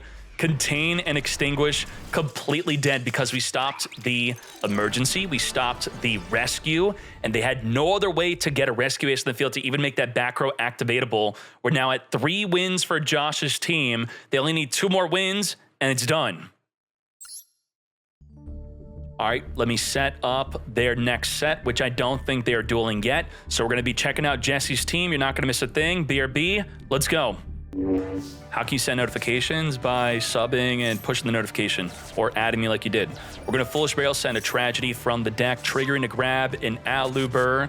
Alubur, limited to 2. On summon, activate, come to us a Brain Infusion. I would say this is an Imperm or a Valor check. This is, of course, the Ash check. We're going to chain a Maxi instead of Ash Blossom. Let's get to it. Get Fusion Summoning. We have no Brained loss. We're going to send a Cartesia plus an Albaz to summon our Sanctifier Dragon. We're going to triple Tactics Thrust, set up a Brightest Blazing, not a Fusion Duplication. This is wild. So through this, we have the disruption of summoning an Albaz to fuse the opponent's field. We have the Brightest Blazing, which will be able to negate all cards in the field except the Sanctifier. So as far as we know, there are 2 disruptions. Scream, and the Tier Limit Kashtira is going to mill 6. Mill 3, mill 3. As we banished from the hand of Sully, limited to 1. This negates the entire field. Negate from mill 6 to mill 0. No mill. That was a really good play. Left arm offering, banishing the entire hand to grab a Foolish Burial Goods. Oh my Jesus. We're going to send from the deck the Crystal Beast Trap to grab the field spell plus a Crystal Beast monster. Yup, come to us. We're going to grab the Tier Limit field spell. We have not committed to our normal summon yet. Now, the Sanctifier is still activatable to reborn Albaz from our own graveyard. We're going to grab the Sharon. Sharon's going to discard the Turtle, mill 3, randomly getting the Fairytale Snow into the graveyard here. Not big enough to take off the Sanctifier. Sanctifier cannot be targeted by card effects. We also had a Druid Swarm ready to banish a Tier Limit triggered fusion effect. Goodbye to that Fairytale Snow, but he may be playing more than one copy. We don't know. Big enough to take out the Sharon and big enough to take out the Kit Kalos. We already had the fusion duplication. That's why we did not set it. Within the battle phase, we are fusion summoning into Albion, the Shrouded Dragon, the Branded Dragon, that is. We're going to fuse with the graveyard, come forth and summon Lubellion. Lubellion discard to fuse into a Mirror Jade. We have 5,500 damage, not enough for game. Okay, main phase 2. Summon and set up that Lubellion, which will grab a Branded Regained. I should say the Branded Loss. We're going to be using the Tragedy to recycle the Brightest Blazing, which can negate the Scream. Let's say they normal summon a Rhino Heart. The Rhino Heart, the Scream, and the field spell, all 3 cards would be negated by the Brightest Blazing. Jesse can't do anything here. There's nothing. The Fairytale Snow got banished by the Druid Swarm. Ain't no way we have any play. And just like that, Jesse's team is now down a game. They need 5 wins to win the entire match. Why didn't he go for Rhino? He was going for the Gambo. Why gamble big? Why buy a lottery ticket? When instead of exchanging for maybe $10, you could win $1,000. He assessed that there was a higher reward. Higher risk, of course, but higher reward with going with the Sharon play instead. Pot of P, 6 cards off of the extra deck to dig deep. Come to us.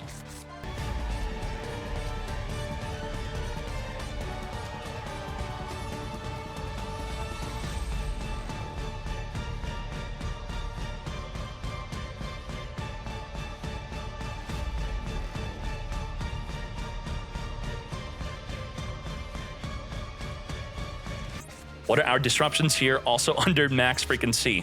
We have negate, we have pop a card. We also have Promethean Princess pop a card on special summon. We have Garunix pop a card, and we have Arvata negate. So we have about 6 disruptions. Let's do it. Can we play through 6? Ooh, Snake Eye Fire King versus Snake Eye Fire King. Popping the Flame Burst, which will not be triggering the graveyard to grab an Arvata. Arvata has a monster negate. Big enough to take off 2 disruptions. We're now down to 4. Ending the turn. Did not allow us to trigger our Promethean because we didn't special summon. Sure. We're now going to Fire King Island. Pop in the Poplar to grab from the deck a Kieran, which will trigger the Garunix in the graveyard to come forth and summon. Chainlink blocking with Poplar so the Arvata cannot negate the Garunix summon. Now, Garunix could pop a Kieran from the deck, which could get negated by the Arvata. Is that what we're doing? Or we could just negate the Garunix itself. So instead of waiting for the hard once per turn Kieran activation to negate, we're going right for that Garunix. So we're popping our own Garunix. We're now waiting for a fire monster to be destroyed by battle or card effect to activate, which it could activate in the damage step. We have the Flame Burge triggering to reborn 2 level 1 fires from the graveyard as the Diablo Star sets up from the deck a Wanted Seeker. No good. We have Ponix triggering to grab from the deck a Sky Burn, which could pop up to 2 cards on the field here, now just 1, as we now make a Hida. Hida's going to steal from the opponent's graveyard. Your Garunix is mine. We're now going to rank A Xyz into the Hayang. Hayang on summon activate to destroy... Oh, wait, we didn't do the activation effect. What's the activation on summon effect? It's destroy all other monsters on the field, not just your opponent, but also your own.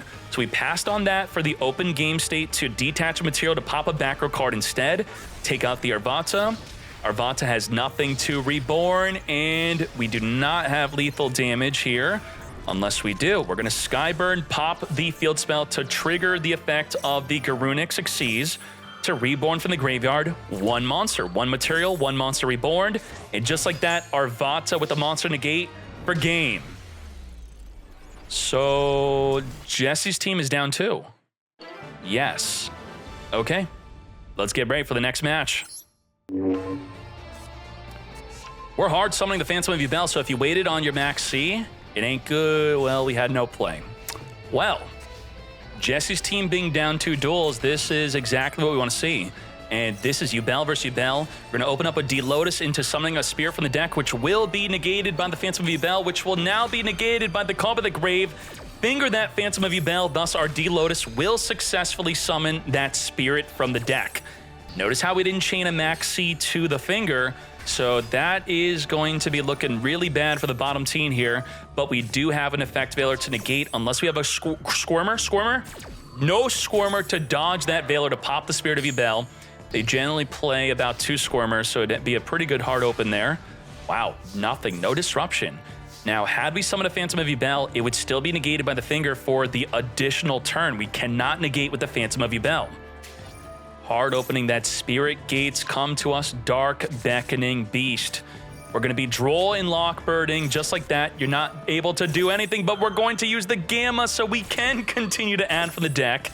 Gamma get poppin', negate and summon. Now, generally this goes into a level 8 Synchro, which could also go into a Baron to Floor, but we do not play those cards, most likely. We have Veiler negating the Dark Beckoning Beast from searching from the deck, also disallowing the additional summon. What you could do is you could make an Almirage to then get it in the grave, then discard to reborn it back in the field, then perform that additional summon. But we don't have enough cards to make that play. So we're going to Phoenix on summon, discarding Max C to take out the Escape of the Unchained, summoning a Shavara from the deck as we further Shokan into a Little Knight. Little Knight on summon, banishing the Spirit of Yubel. We're going to chain Nibiru. Little Knight banishing itself plus the Shavara, but the Spirit of Yubel is not going to get banished, so it's okay.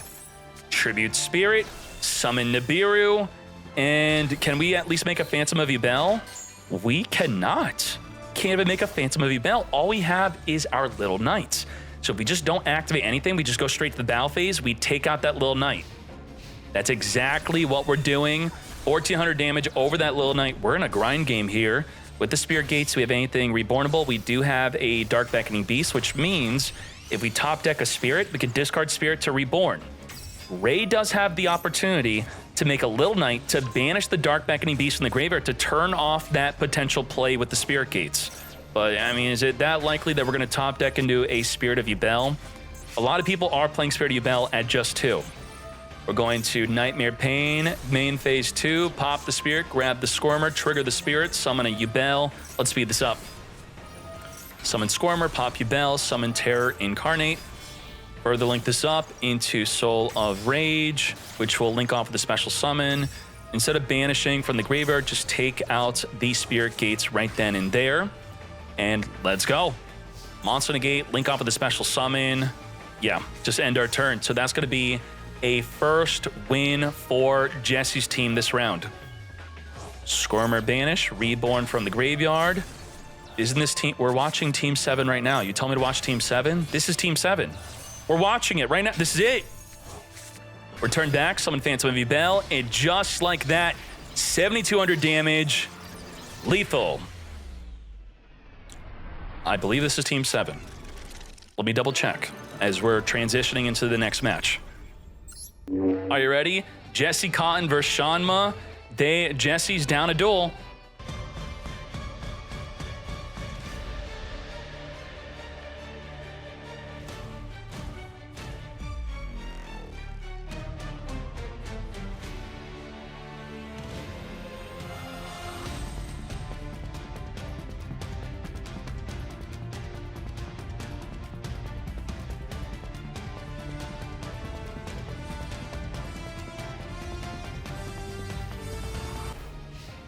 Four, 5, 3, 4, and 5. Let's get this on here. Okay. Let me set up the UI so that we could have a perfect way to cover all of this.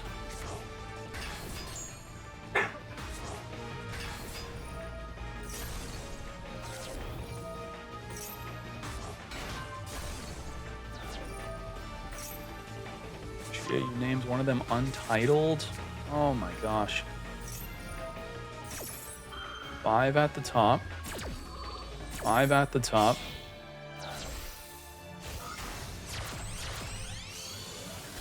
Five down here. Okay. It's the other 5. 5 up here. And let me lock it, let me close it, lock it, close it. And then this is the number 4, but Gia called it Untitled. Let me rename it. 4 Winds Red. Okay. 4 Winds. Let's close it now. And then 3 Winds Red. I'm setting up this UI just once, and then we're going to be straight into the gameplay. 3 wins. 5 wins is how a team wins.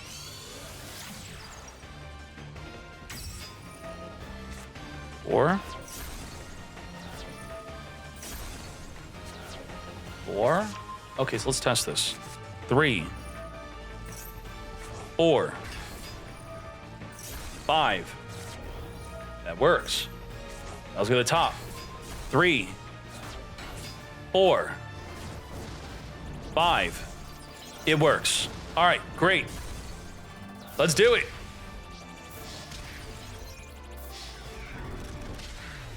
And we have Jesse Cotton's team still at 1 win, as the bottom team is now at 3. At 5 wins, it is over.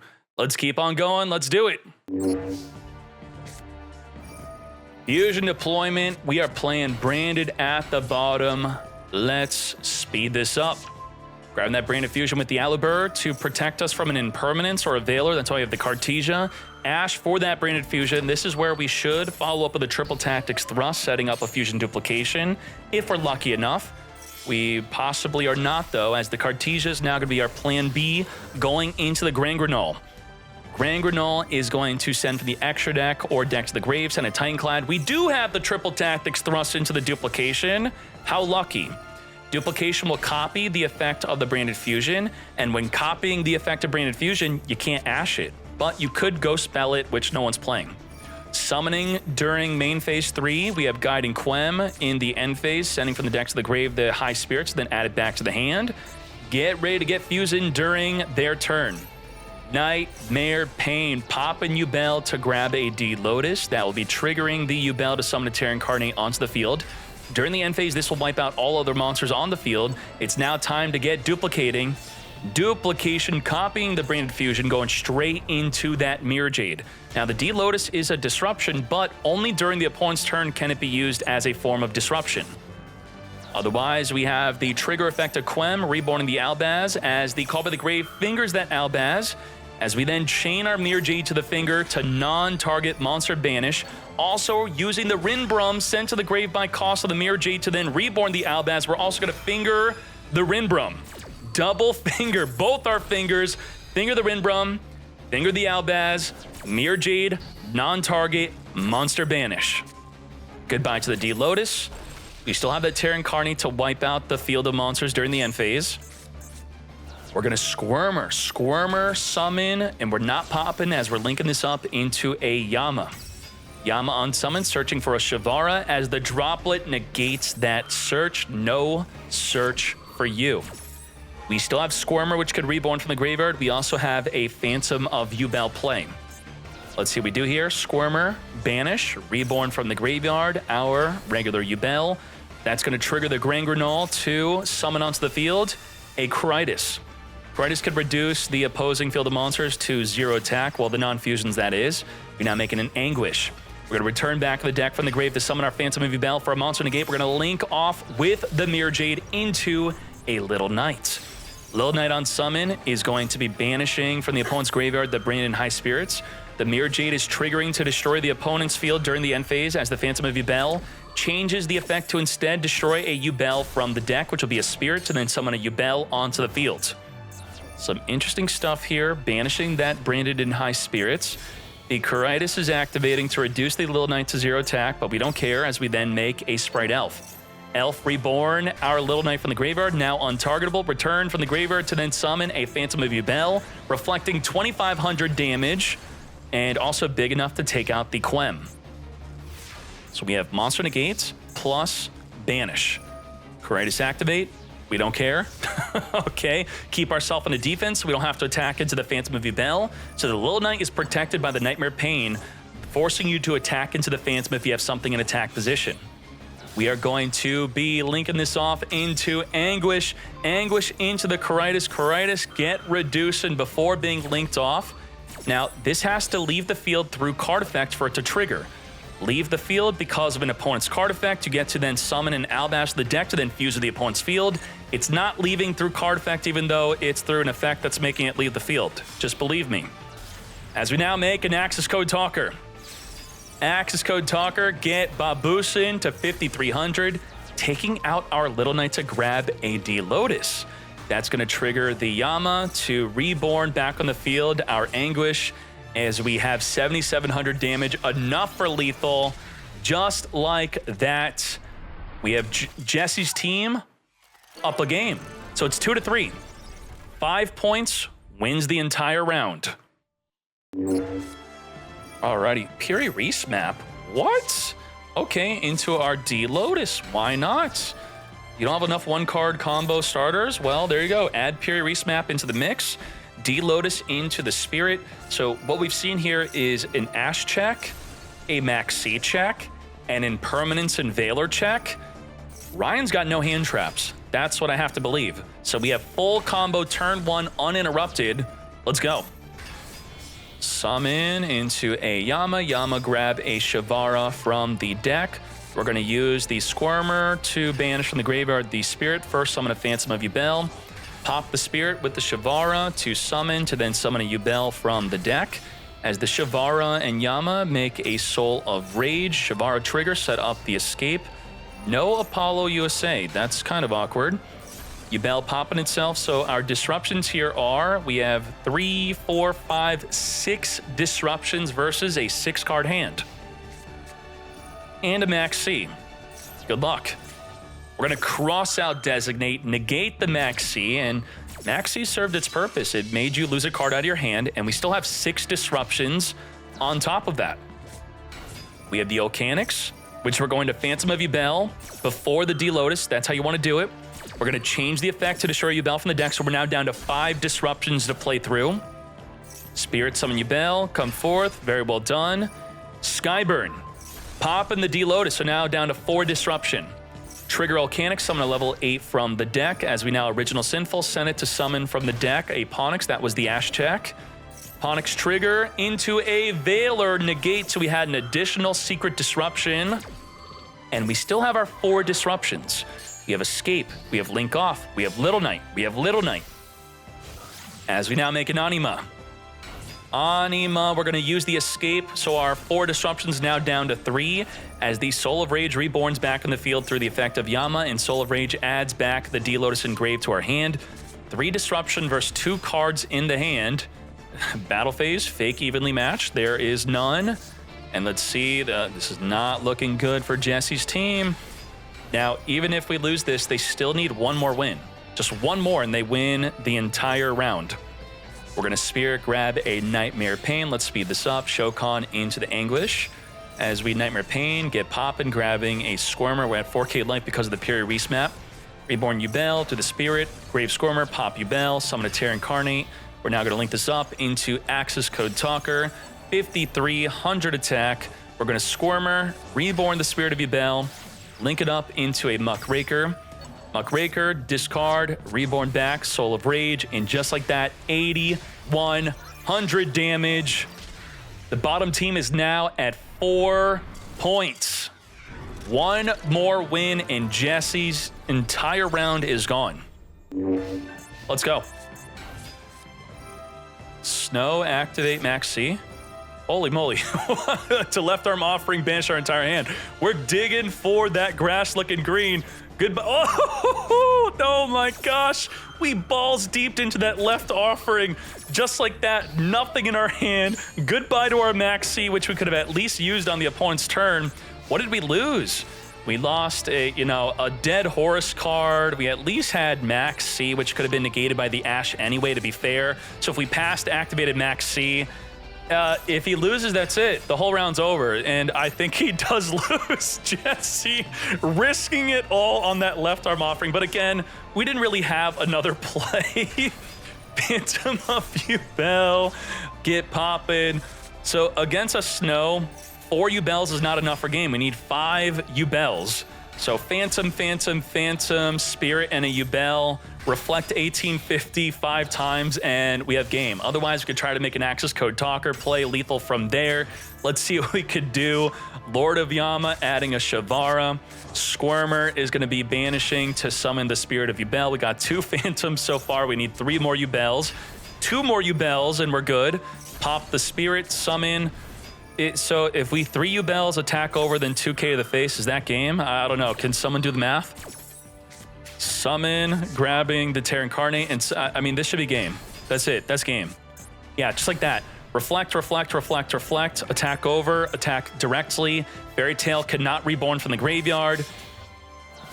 Oh, we're going to Anguish too. Wait, why don't we just reflect? Huh? I thought this would be game. Look at Jesse's opening hand. We did. It was, well, I can't see from the duel log. We saw the Banish and Engrave. The opening hand was left arm, a Horus, left arm, Max C, and a Snow. That was the full opening hand. 8,700 for game, just like that. Lethal damage, thus Jesse's team losing. That's it, 5-2. Now, the other players, I think they will continue to play for a tiebreaker score, which may mean something at the end of the tournament if there's a tiebreaker situation. Otherwise, we're done watching Jesse Cotton for round 2. We're now going to Josh. And we already watched the first set where they are up 3 games. So Josh is at 3 versus the enemy team has 0. 0. Let's watch Quantal versus Josh Kipp. Let's get to it. Let's do it.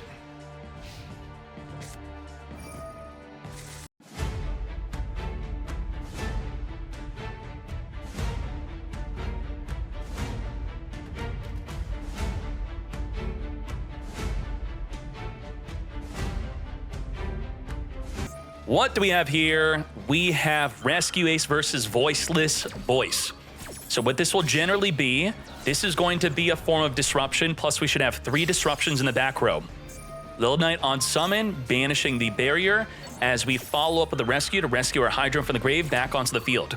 So our disruptions are an additional banish with Little Knight, contain, extinguish, and prevent her flip face down. So 4 disruptions to play through. The main way to beat Rescue Ace is become untargetable, because most of their disruptions are targeting. Book of Moon? What? Who plays Book of Moon? Quantal does. Alert chaining to the Little Knight, banishing the Hydrant to dodge the Book of freaking Moon. Holy moly, that's a Duel Links card. As we add an Impulse from the deck to our hand, Impulse is waiting for the opponent to activate a monster effect on the field, which you could chain link block. If you chain link block the monster effect on field, the Impulse can't then summon a Rescue Ace from the deck, We can't use Contain or Extinguish. Ooh, we got the Gamma. Negate and Destroy instead of using the Impulse. Wipe it out. The Skull Guardian could have searched for a low to normal summon, so that is definitely a big deal. That does trigger the Engrave Prayers of the Voiceless Voice, but the Skull Guardian will not activate again to search. As we then return back the Hydrant, within the end phase, we're going to extinguish the Skull Guardian. Uh-oh, not looking good for Quantul. Despite the Book of the Moon tech, we're going to grab a Preventer from the deck here, banish from the graveyard, come forth and summon. We're going to emergency recycle a trap from the graveyard. It can be activatable this turn through our Hydrant, not that we even need to. Preventer being sent to the grave, reborn into Turbulence, and just like that, perfect 8,000 damage. Josh Kipp defeating Quantul, thus giving the enemy team a +1 point. But again, Josh's team just needs 2 more wins. 2016 NBA Finals flashbacks. They played in 2016. Josh opening up with the Sanctuary, setting up the Fire King Island, popping an Alcanix to grab from the deck a Garunix, which will trigger the Alcanix and the Garunix in hand. Garunix will then pop from the deck, probably an Arvata. Ooh, that's a draw too. Oh boy. Nope, we're gonna finger that Max C. It ain't happening. Guess what? Call to the Grave is only in Josh's deck. Josh said, nah, I'm playing Called By. No one else is allowed to play it. The shared card is in permanence, not Called By. So the fact that he even had that finger when he's the only one allowed to play it is wild. We're going to pop a Kieran from the deck instead of an Arvata to reborn from Engrave the Alcanix to pop the Garunix to grab a Ponix from the deck. We will then trigger the Ponix. We have not committed to our normal summon yet. Ponix on summon, searching for the Skyburn to pop multiple cards on the opponent's field. We're going to Original Sinful, send, summon, and Maxi is supposed to keep all these plays in check, but it did get fingered. And by fingering there, Maxi, you also finger your own if you were to have it. Let's speed up these plays since he obviously has no disruption here. Ash, send Poplar, summon for the deck, Oak, reborn the Ash, Poplar, equip into the back row the Alcanix. We're going to Oak, send the Alcanix to summon the Flameburst, now making a Masquerena. Trigger Flameburst, reborn 2 level 1 fires from the graveyard. Oak and Masquerena making the Promethean Princess. Promethean, reborn the Flameburst. Flameburst put the Masquerena into the back row. Further Shokan this up into Sunlight Wolf as we then make a Link Kuriboh, so the Sunlight Wolf can add back a Kieran Engrave to our hand. As we further make a Heat Soul to draw a card every single turn. Keep on going into an Apollo USA double monster negate. What are our disruptions? We have the Masquerena into a Little Knight double banish. We have double Apollo negate, monster negate, that's 4 disruption. Then in graveyard, we have the Promethean Princess pop a monster. We also have the Garunix to then Kieran pop a card in the field. Looks like we don't have a way to gain access to our Arvata, so about 6 disruptions plus the hidden cards. We also have Skyburn, pop a card in the field, so about 7 publicly known disruptions. Let's go. Against Purely. Uh-oh. My friend Purely, we are coming to our hand. What did we grab? I don't know. It didn't say in the duel log. We're going to Apollo USA, negate, now down to 6 disruptions on that Purely activation. We're going to Flameburst, reborn our Masquerena. Masquerena is going to be linking off of the Flameburst into our Little Knight. Little Knight on summon is going to be using up one of our 6 left disruptions to banish a card on the field. Let's go. Are we taking out that Purely? The My Friend already activated. And the My Friend triggers only if a face-up Purely Xyz leaves the field. Well, get rid of it before it turns into Xyz. Reborn from the grave, the Oak, and the Ponix. The Ponix is going to make the Skyburn activatable to pop a card in the field. We may want to take out the field spell potentially. We're going to Sleepy, discard another dead Maxi, which, that's crazy. This Maxi would have been usable on our own turn had it not been fingered on the other turn because we're doing a ton of special summoning. So back-to-back, both our Maxis negated by 1 finger. We're going to use the Happy Memory to protect ourselves from being destroyed by card effects. We're also going to be imperming onto that Purely. Thus, you do not get to turn yourself into an Xyz. You do not get to look at the top 3 cards of your deck. Come forth Lily. We're also Promethean Princess, which was denied from being able to destroy the Purely. As the Lily on summon will be searching for nothing. Now, we're negating the effect of search, but it's still not negated from targeting a card in the graveyard and becoming an Xyz summon. So because of that, Kieran, pop Kieran, Kieran trigger, Reborn Volcanics, take out that Lily before it exceeds summons, and just like that, it's over. We're gonna pop, grab our Vata, which we are not getting out onto the field. We're gonna Sky Burn, wipe out 2 cards. Goodbye to the My Friend, goodbye to the Lily. Now, the Purely was only protected from the first time it would be destroyed, so the second time, it does in fact get destroyed. And wow, DB Grinder got completely annihilated by Snake Eye Fire King. That's how it be. 8,800 damage. Josh's team up to 4 points. 1 more win, and it is over. FTK is running around at Worlds? Really? Voiceless Voice at the top. I think Voiceless is underrated. A lot of you don't think it is as good as it is. We did search for the Sarvis Ritual, so we do have a negate on that impermanence. Diviner, ooh, chain the Maxi in addition to it, sure. Do we have a Finger or Ash Blossom for that Maxi? No, we do not. Diviner will normally be sending a Trias from the deck to the graveyard to then tribute Diviner, to then summon a low. But in this instance, we're sending a Herald of Arclight instead, searching our deck for Skull Guardian. We're now going to Drew a Swarm, banishing the Saphira from the graveyard, stopping the effect to Ritual Summon. We're going to Maximus banish the Herald of Arclight. As the Maximus sends 2 cards from both players' action deck to the grave, we have Garura draw a card, Entis take out the Drew Swarm. Drew Swarm will then take out the Maximus. Now, what did we send to our own graveyard? A Zeus and a Typhon. Brothers in the graveyard. As the Typhon sends the Maximus to the graveyard, follow up Nadir Servant, which the Ghost Bell negates. Even though we were likely just adding from the deck, it could also add from the graveyard, fully negated, as Voiceless ends on 0 disruption. Ooh, we got Centurion versus Voiceless. This is a nice duel to be watching. Lubellian discard, search our deck for a Magna Hut. Primera special summon for the back row, and we're doing it all against Max freaking C. We're going to chain our Bestial so they draw 1 less card for this Max C play. How many plays do we want to do? Centurion don't really get affected as much against Max C. They can make real minimal plays. As the Primera activates, gets chain link blocked by the Magna Hut, so it does not get Ash Blossomed. We're going to grab that field spell, definitely. Do we go into a Chaos Angel here?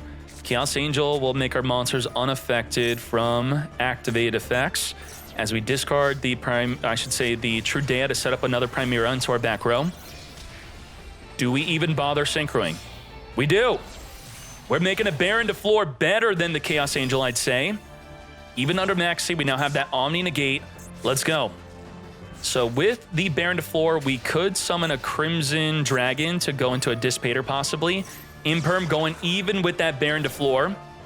Preparation of Rites, searching our deck for a Ritual spell and a Ritual monster from the deck or graveyard, that is. Diviner again. Diviner send from the deck a Trias. Trias trigger the Diviner by tributing it to summon a low from the deck. Low on summon, setting up into the back row a face-up continuous spell. As the Drew Swarm now banishes the opposing Diviner. Primera potentially going into a Chaos Angel play. That's exactly what we're doing. To on-summon, banish a card on the field. Do we take out the barrier, or do we take out the low, banishing it out of here? They already committed to the normal summon. They did not use the in-grave effect of low, which means a low in the hand can be used for a Ritual summon to then reborn it back in the field. We're going for that barrier, as the Drew Swarm also sends the Trias to the graveyard. Sure, we chain link blocked the Chaos Angel. I guess the Chaos Angel chain link block and the Drew Swarm would have been the better play here, because the Sarvis can only be used if a monster is being targeted, not the back row, that is. So a bit of a mishap here on the chain link blocking, that's fine. We're going to Prayers the Voiceless, tributing off the low to summon from the hand a Skull Guardian, which will trigger the low engrave to reborn back in the field, but it won't activate again to set up another continuous spell or trap. As the Skull Guardian searches our deck maybe for another Sarvis, for a Saphira for more follow-up plays. I don't think the Trias is really going to be doing much, will it? We're linking off into an Anima, so we are in fact using that Trias that should not be on the field for our Little Knight. Little Knight on summon, banishing a card on field, which will be the Trudea. So what do y'all think? We targeted Trudea. Trudea is now moving positions. Will it get banished by the Little Knight? Come forth. Summons, does not get banished. We're now going to further Shokan into Dynamundo. Dynamundo on someone, return a ritual monster in the graveyard back in the deck, get that Trudea out of here. And all we have to do is now summon our Skull Guardian and not get fingered. Or Bestialed. Oh, we're doing it. We didn't Baron to Floor not negate anything? Right? We have easy negate. We got you, mate. Just like that, Emre, I believe, is winning the 5th and final duel for Josh's team. Thus, Josh is going to overall be 1-1. Lethal damage. All right. Well done. Well done.